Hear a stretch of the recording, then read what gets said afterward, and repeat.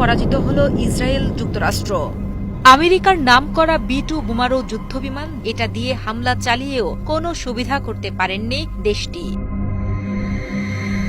12 দিন ধরে চলা ইরান ইসরায়েল যুদ্ধবিরতির পরই গোপনীয়তা ভেঙে যেন সবাইকে চমকে দিয়ে খামেনি সামনে এসে মার্কিন যুক্তরাষ্ট্রকে হুঁশিয়ারি দিয়ে জানান, পরমাণু ইস্যুতে ইরান কখনোই মাথা নত করবে না।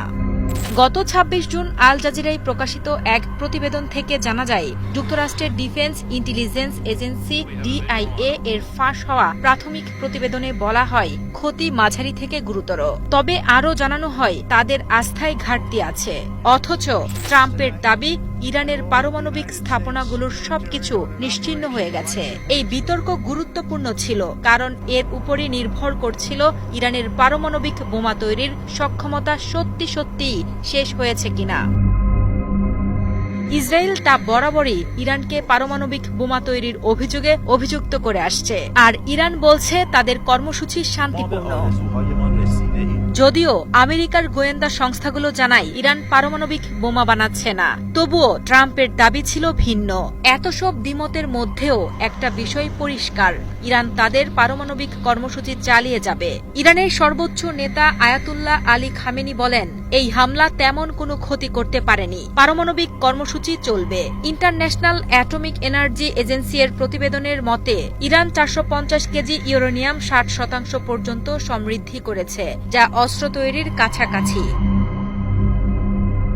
যুক্তরাষ্ট্রের সেন্ট্রাল ইন্টেলিজেন্স এজেন্সি CIA এর পরিচালক জন ব্ল্যাডকিফ বলেন, ইরানের কয়েকটি পারমাণবিক স্থাপনা ধ্বংস হয়ে গেছে এবং এগুলো তৈরি করতে কয়েক বছর লাগবে। কিন্তু DIA এবং CIA এর এই মতবিরোধ নতুন নয়।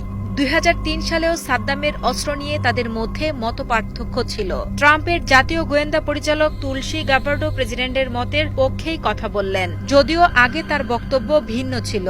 IAEA প্রধান রাফেল গ্রোসি বলেন, ধ্বংস শব্দটা বেশি, তবে ব্যাপক ক্ষতি হয়েছে। একই সুরে কথা বলেন ইসরায়েলের আণবিক শক্তি কমিশন এবং মার্কিন পররাষ্ট্রমন্ত্রী মার্কো রুবিও।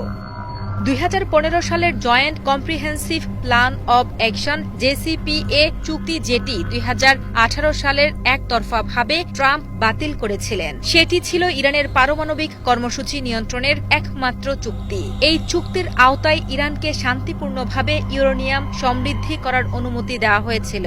ট্রাম্প বলেছিলেন তিনি এই চুক্তিতে ফিরবেন না, তবে নতুন কোনো চুক্তির সম্ভাবনা উড়িয়ে দেননি। তবে ইরানের গার্ডিয়ান কাউন্সিল IA এর সাথে সহযোগিতা স্থগিত করার বিল অনুমোদন করেছে, যা জাতিসংঘের তদারকি গ্রহণের অনীহা প্রকাশ করে। ট্রাম্প চাচ্ছেন ইরান যেন পারমাণবিক কর্মসূচি পুরোপুরি বন্ধ করে দেয়, আর ইঙ্গিত দিয়েছেন যদি ইরান তা না মানে তবে যুক্তরাষ্ট্র বা ইসরায়েল আবারও হামলা করবে।